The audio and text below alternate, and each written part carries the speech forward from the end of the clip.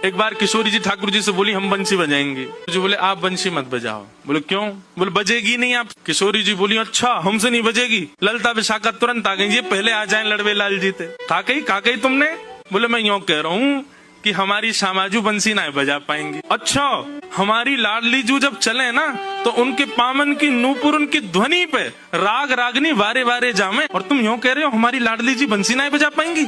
चलो जल्दी अपनी बंसी दो, हमारी किशोरी जी बजाएंगी। अरे मैं कोई किशोरी जी पे संशय ना कर रहा हूँ, किशोरी जी पे कोई आक्षेप ना कर रहा हूँ, वो साक्षात संगीत स्वरूपा है, पर मेरी बंसी जे ना बजा पाएंगी। ललता जी बोली आज तो यही बंसी बजेगी, अब ही बजेगी और तुम्हारे सामने ही बजेगी, लाओ दो। ठाकुर जी बोले ना माननी बात, लो दे दो। हे लाडली जू आज दिखा दो यार, जो बहुत अपने आप को कुछ समझे बंसी बजावे और यूं सोचे कि या के आगे कोई ना, आज आप बजाए दो नेक दिखाए दो, अपना स्वर लगाए दो, यही को मूर्छित कर दी हूँ बंसी बजाए के। ठाकुर जी खड़े, हाँ श्री जी बजाओ, हमारा तो सौभाग्य कि हमारी बंसी आपकी सेवा में, पर मैं फिर कह रहा हूँ जी बजेगी नहीं। किशोरी जी ने अपने अधर पर वेणु धारण करके अपनी कोमल उंगलियों से छिद्रों को आच्छादित किया और जैसे ही प्राण पिरोए बस हवा ही हवा निकले, स्वर नहीं निकले। ललता विशाखा कह रही है अरे जल पिला गलो सुगो श्यामाजू को जल पिलाए दियो लेकिन बंसी नए बजे। ठाकुर जी मंद मंद मुस्कुरा रहे, अब मैं कह रहा हूँ नए बजेगी मुंह वापस कर दो। अरे श्यामाजू जी बहुत मायावी है, ये अपनी माया ते कछू कर सके, याने जरूर बंसी बांध दी होगी, याने बंसी को टोना टोटका करके बाकी स्वर सबरे अंतर ध्यान कर दिए, नहीं तो हमारी श्यामाजू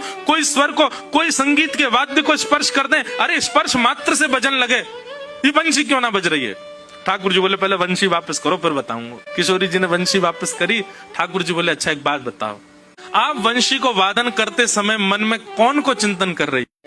किशोरी जी बोली मैं तो कोई भी वाद्य बजाऊं आपको ही चिंतन करूं। बोले यही तो गलती कर रही हो, ये वंशी जो है ना हमारी अनन्य भक्त है। अनन्य को मतलब कहा होवे एक के अलावा दूसरे को ना भजे, और या वंशी में नित्य आपको ही चिंतन होवे, या वंशी में नित्य आपको स्मरण होवे, ये वंशी आपकी भक्ता है और आप या वंशी से मेरी भक्ति करोगी तो ये वंशी कैसे बजेगी। हे श्यामाजू आप नेत्र बंद करके अपनो ही चिंतन करो, मतलब अपने स्वरूप को ध्यान करो, जब आप अपनो ध्यान करोगी तब ये वंशी बजेगी, क्योंकि या वंशी में तो नित्य आपको ही गायन की हो जाए। किशोरी जी ने अधर पर वंशी रख के जैसे स्वयं को स्मरण किया, अपने रूप नक अपने रूप नेत्र आदीन को स्मरण किया, अपनों ही स्मरण करके जैसे वंशी अधर पर धरी बिना फूंक के वंशी बजन लगी। किशोरी जी के नेत्र सजल है गए। आपकी या अनन्य प्रेम पे ही तो मेरा मन करे कि मैं वारी वारी जाऊं।